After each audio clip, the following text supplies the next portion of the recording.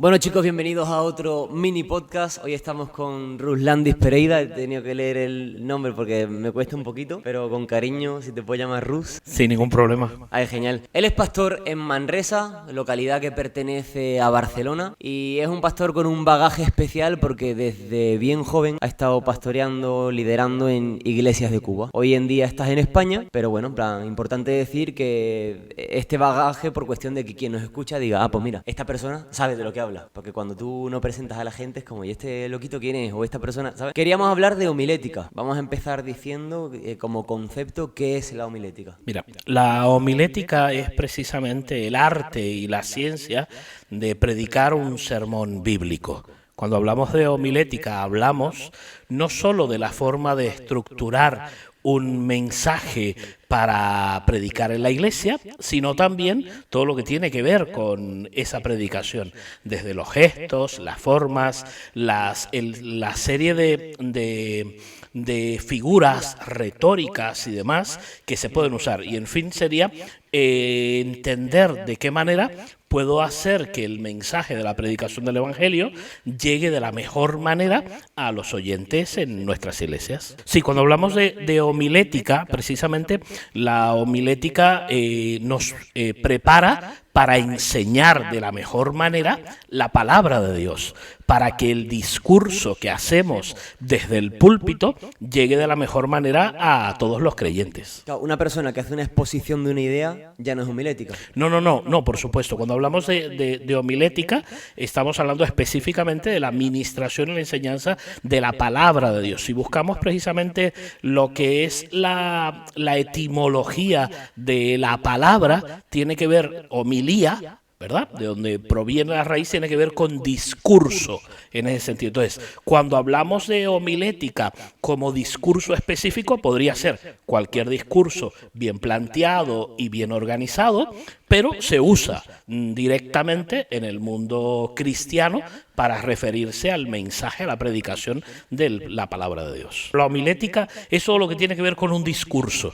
Y, por ejemplo, la gente que no es cristiana, pero también quiere expresar un discurso, puede usar las normas y las reglas que se estudian en la homilética y que les permiten de esa manera, pues, comunicar de una manera más correcta y más eficiente el mensaje que tienen. Y conforme vamos avanzando en el estudio sociológico y en el estudio de las relaciones con las personas, también la homilética va avanzando y vamos encontrando nuevas fórmulas de hacer ese mensaje pues más directo. Hay cosas incluso se usan hoy en homilética que años atrás pues serían impensables y se pensaría que distraerían al oyente, y hoy lo que hacen es captar la atención. Yo me he mirado mis apuntes de homilética porque ya que estamos hablando de esto, encontramos la homilética temática, textual, expositiva, biográfica. Hay otros tipos que son los antitéticos, procedimiento, persuasión. Pero hay un problema en la sociedad, y el problema se encuentra en que yo, a pesar de la estructura homilética que utilice, hay jóvenes que se me duermen. Entonces, yo como pastor o como líder que predico en mi iglesia, ¿qué contenido tiene que tener mi mensaje o cómo debería hacerlo para que mis jóvenes no se duerman? Mira, ¿O qué indicador es que la gente se me duerma en los cultos? Sí, mira. Pues lo mismo es que tengo una iglesia que es muy activa y no descansa de noche. O sea, todo hay que decirlo, no es culpa del pastor, pero capaz si todos se me duermen, hay un factor interesante. O sea, mira, hay que entender que la homilética te prepara para a la hora de hacer el mensaje, hacerlo de la manera más correcta y más efectiva. Pero precisamente el predicador tiene que tener la capacidad de ver su congregación y saber en qué condición está para ir adaptando el mensaje a las necesidades específicas de ese momento, ¿verdad? Y es por esa razón por la que yo puedo preparar, estructurar un mensaje con muchas variables, pero siempre voy a tener lo que sucede y lo que decimos comúnmente en todos los momentos, son cosas que pasan en el directo. Y entonces, si entendemos que por alguna razón el tema que estamos predicando es demasiado profundo y la congregación no está adaptada o no lo conoce o está siendo demasiado espeso, pues el predicador, al estar frente a la congregación, tiene que recibir la dirección del Espíritu Santo, ser sensible y también ver cuál es la condición que tiene la congregación para poder adaptarlo en ese momento y corregirlo. Y entonces, si alguien se está durmiendo, pues en lugar de pensar que tengo que predicar sermones de 1:30 o de 2 horas, o que tengo que predicar sermones en los cuales yo solamente estoy leyendo, pues tengo que buscar otra fórmula que pueda vincular a la congregación, hacerles partícipe. Por ejemplo, hoy en día se usa mucho lo que es la interrelación a la hora de la homilética y a la hora de predicar el mensaje, hacer que la congregación, que el oyente participe. Sí, no, participe de una forma o de otra, y de esa manera les vinculamos. Ya no es solamente el recitar o el predicar o una disertación de 40 minutos o 1 hora en la que solamente hablo sin parar, sino que buscamos de alguna manera que el oyente participe, ya sea buscando textos bíblicos, ya sea haciéndole preguntas, ya sea de alguna manera permitiéndole que cuente alguna experiencia específica, y eso les mantiene activos y presentes. Y, pues, sobre todo, intentando no hacer mensajes demasiado extensos, que es algo de los que a veces se nos acusa en las iglesias, que predicamos demasiado largo y la gente no está acostumbrada a recibir. En el ambiente en general eso me pasa. Incluso ahora que hay tantos problemas de atención, que la gente va a ver el TikTok y va pasando súper rápido, tenerle 45 minutos o 1 hora escuchando todo una sola persona hablando, es poco probable que pueda mantener la atención. ¿Qué cosas crees que tiene que tener un mensaje para que sea homilético correcto? O sea, evidentemente somos cristianos, creemos en el poder del Espíritu Santo, entonces no voy a decir hace falta el poder del Espíritu Santo, porque lo doy por obvio. Por supuesto. O sea, evidentemente, si no, no seríamos trinitarios, por ejemplo. Entonces, en cuanto a estructura, en cuanto a preparación, ¿qué tiene que ser un mensaje para que sea bueno? O sea, ¿qué factores tiene el mensaje bueno? Bueno, el mensaje bueno tiene que incluir con todo. Es como cuando vas a preparar una comida, y si preparas un plato y tienes el 90% de los ingredientes, es probable que salga un buen plato, pero no el ideal o el plato que querías hacer si tienes el 100% de los ingredientes. Entonces, a la hora de ministrar el Evangelio, de predicar la palabra del Señor, necesitamos la ayuda del Espíritu Santo, necesitamos la dirección de Dios, pero necesitamos también la capacitación y la preparación personal del predicador a la hora de hacerlo. En muchos casos hemos perdido el propósito de prepararnos para esa predicación, de estudiarlo, de pensarlo, de tomarnos el tiempo suficiente para predicarnos ese mensaje a nosotros mismos, de tener una estructura correcta y establecida, con una introducción, con un título de ese mensaje, con que podamos tener un desarrollo consecuente y que nos lleve a una conclusión en la que podamos terminar y realmente lograr los resultados. Mira, hoy en día ocurre que la mayoría de los predicadores no usan títulos. O sea, van a predicar y no ponen un título de un mensaje. ¿Cómo se va a acordar el oyente de lo que está recibiendo si no tiene un título? Sí, la importancia del título no es para hacer un fondo, sino para que por medio del título se fije la atención en decir, vale, por ejemplo, Andrés Arango el otro día, grabé con él, estuvimos ahí hablando tal, y él cuando predicó de identidad distorsionada. Cuando yo me acuerdo del título, toda la fijación va hacia ese título, en el sentido, él dice identidad distorsionada, y yo digo, guau. Me acuerdo ya de lo que habló, claro, porque tenía un título que era sabroso. Como claro, capta de alguna manera lo que es el interés y nos hace recordar por dónde vamos. Es poco probable que puedas recordar. Mira, ahí me pasó una vez, estaba predicando un mensaje, me invitaron a predicar un mensaje a una reunión de pastores y prediqué el mensaje. Mensaje de apenas unos 20 minutos, y cuando terminó, uno de los pastores que conocía se acercó y me dijo, ¿puedo usar tu mensaje para predicar esta semana en la iglesia? Y dije, sí, perfecto, ¿quieres que te dé los apuntes? Le dije, no, Si ya como lo has predicado, lo tengo todo apuntado. Y dijiste esto así, así, así. Y era la misma estructura que yo había usado, él la había copiado de tal manera que lo había registrado justo como yo tenía mi bosquejo. ¿Por qué? Porque de alguna manera había una estructura y pudo replicarlo de una manera fácil, ¿no? Entonces, eso nos permite hacerlo. Mira, hoy pasa con la gente que a veces terminan de predicar y no hacen un llamado. Entonces es como que yo voy a tirar las redes en el mar, tiro las redes, termino de predicar y dejo a los peces en las redes y me voy y lo dejo. Entonces, el objetivo del mensaje es provocar algo, es o lograr conseguir algo en el oyente. Entonces, una vez que terminamos de predicar, hay muchos predicadores que se van, entregan el micro y ya está. O sea, no, eso es un error, porque estamos dejando precisamente que el recoger ese fruto de ese mensaje sea. Encontrábamos a Jesús predicando y siempre haciendo una apelación a que las personas tomasen ese mensaje e hiciesen algo con ello. Entonces, a la hora de preparar un buen mensaje necesitamos todo en general, englobarlo todo, pedirle la ayuda al Espíritu Santo, el Señor nos dirija, prepararnos, estudiando, hacer una estructura lógica, específica. Hay gente que empieza hablando de una cosa y termina hablando de otra totalmente distinta, y cuando terminas el mensaje y a veces pasa, gente que lleva incluso muchos años en la iglesia y nos ocurre que vamos y escuchamos a alguien y cuando termina dice, ¿y de qué habló? ¿De qué predicó? Entonces es triste. Pero para eso debemos que prepararnos con la homilética. Sí, has mencionado lo que es el mensaje de Jesús. ¿Qué principios homiléticos ves en las palabras de Jesús cada vez que predicaba?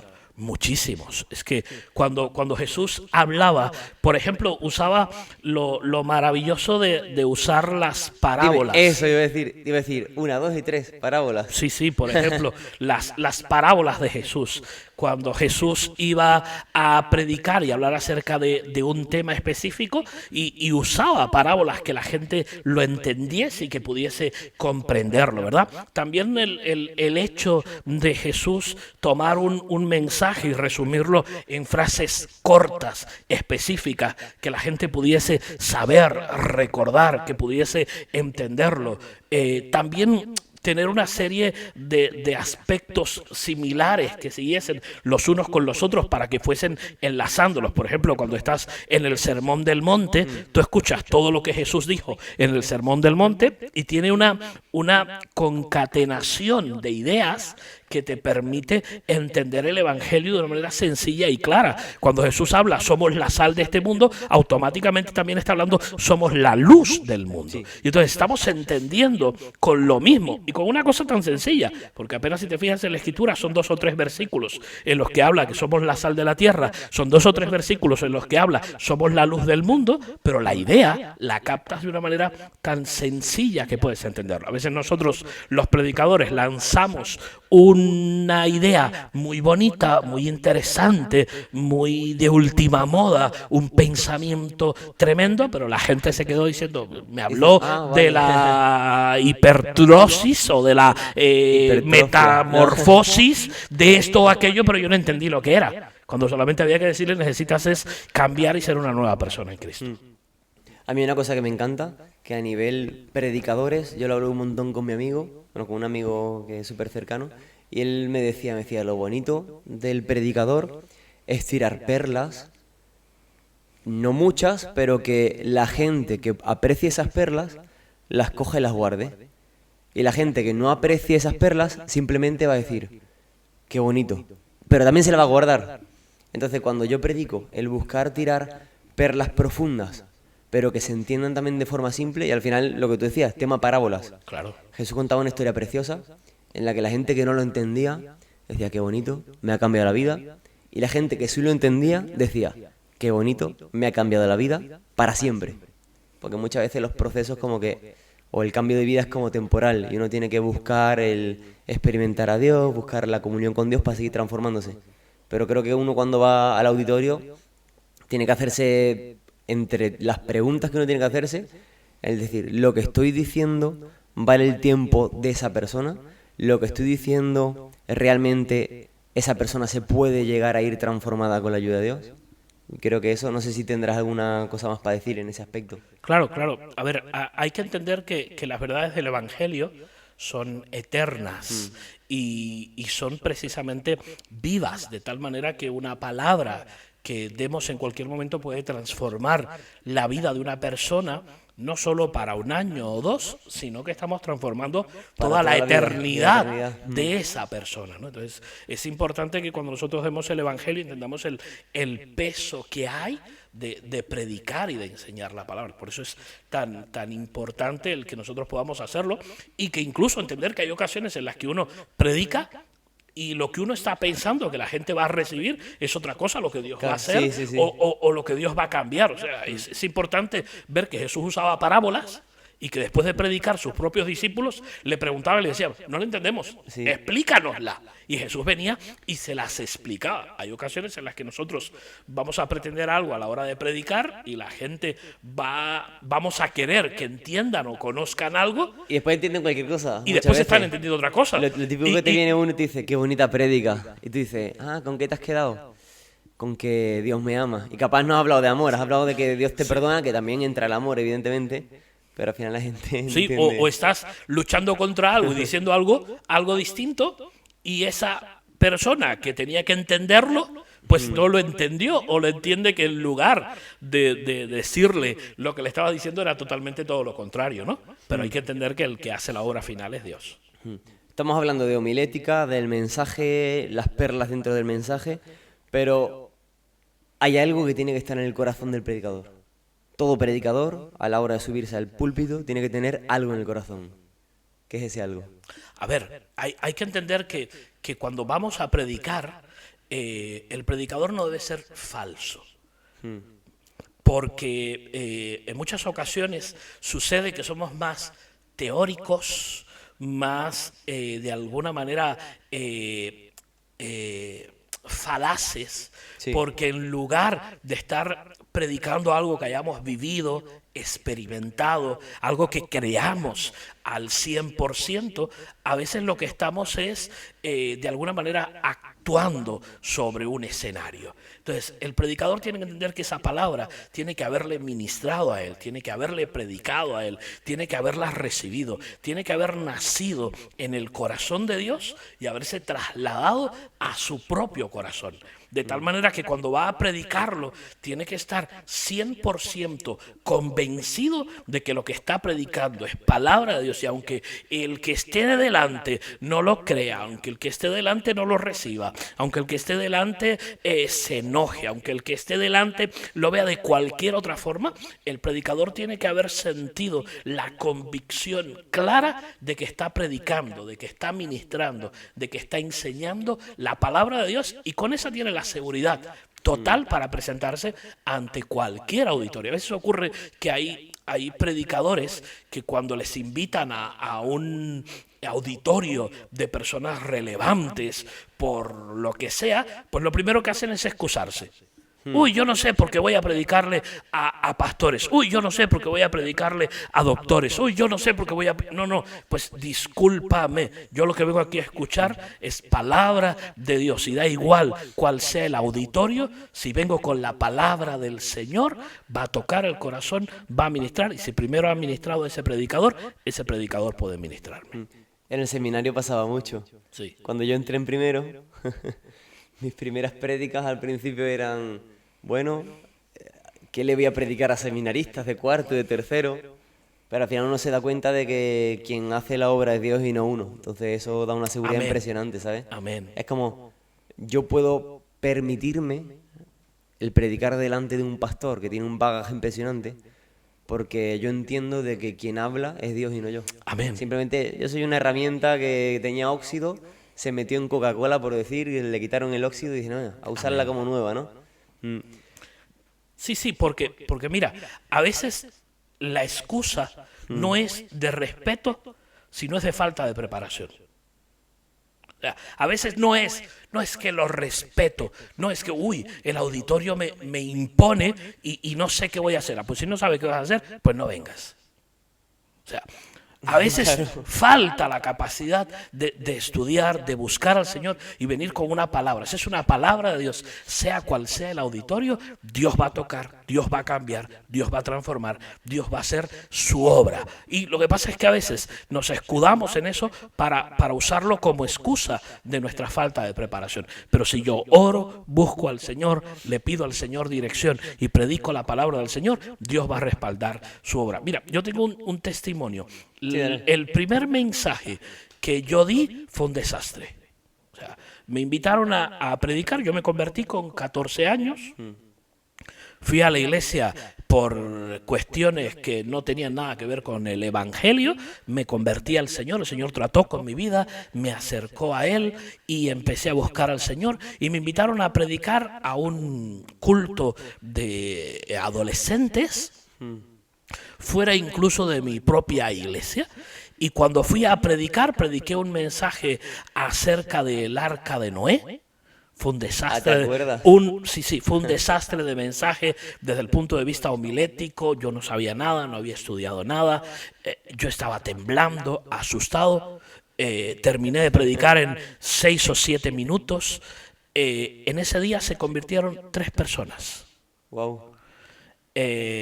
Una de ellas es pastor hoy. Era un chico de 11 años que se convirtió y hoy es pastor. Entendí que Dios tomó el desastre de predicación que yo preparé porque no tenía capacidad en ese momento para entenderlo de otra manera y lo usó para tocar y cambiar corazones y restaurar vidas. Incluso llamar a alguien al ministerio. Entonces, hay que entender que cuando nosotros no tenemos más, la Biblia enseña que el Señor va a darnos lo que necesitamos. El problema está cuando tenemos más y nosotros no somos capaces de invertir todo nuestro tiempo y todo nuestro esfuerzo para darle lo mejor a Dios. Si Jesús en la cruz del Calvario hubiese dado solamente un 40% de la vida, nosotros tendríamos hoy excusa para decir, no, es que yo voy a dar un 40 o un 50%. Pero Jesús se entregó 100% por nosotros. Por eso, en el ministerio, a la hora de predicar y a la hora de llevar la palabra, tenemos que involucrarnos al 100%. Qué bueno, ¿eh? Señor es maravilloso y hace las cosas como él quiere. Hoy, seguramente, si fuese a predicar aquel mismo sermón del arca de Noé, lo predicaría de otra forma, lo haría de otra forma totalmente distinta. Te vestirías de león. No, en lo absoluto, pero quizás incluso podríamos poner un vídeo de cómo sería el arca, de dónde está, cómo estaría y muchas cosas más que podrían seguramente hacerlo más atractivo desde el punto de vista del interés, pero lo que hay es que entender que lo que nos falta a nosotros lo suple el Señor. Qué bueno. Vale, vamos a terminar con esto, pero antes de terminar, esto ha sido todo tema de homilética con Rus. ¿Te acuerdas? Te dije al principio, ¿te puedo llamar Ruth? Sí, llámame Ruth. No te preocupes. Sí. ¿Algún consejo que nos quieras dejar en cuanto a lo que hemos estado hablando de homilética, o de la vida, o no sé, lo que sientas así? Mira, lo más lindo que hay es servir al Señor. O sea, la vida del creyente está llena de dificultades y de problemas y de situaciones inesperadas. Yo estoy siendo pastor, o sea, tengo 45 años, estoy siendo pastor desde que tengo 18 años y me he encontrado con todo tipo de situaciones, muchas incluso inesperadas, tristes, desoladoras, que incluso han provocado en algún momento que hayamos llorado.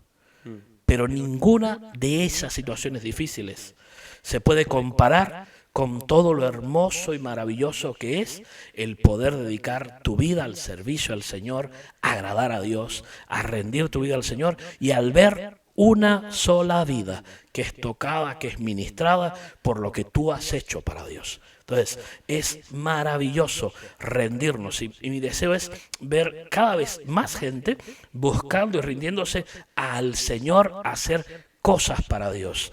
En mi vida cristiana he hecho muchísimas cosas, pero me gustaría todavía hacer muchísimas más en el Señor, porque servir al Señor nunca es en vano. Qué bueno. Sí. Bueno, pues con esto y un bizcocho nos vemos en el próximo vídeo, que lo subiré a las 8 para que la rima esta tenga sentido. Antes de nada, muchas gracias por abrirme este espacio. Y nada, como sabéis, yo grabo en cualquier lado para hacerlo más así, más casero, de confianza. Así que muchas gracias por estar en el podcast. De nada, a ti. Esto ha sido Ruslandis Pereira.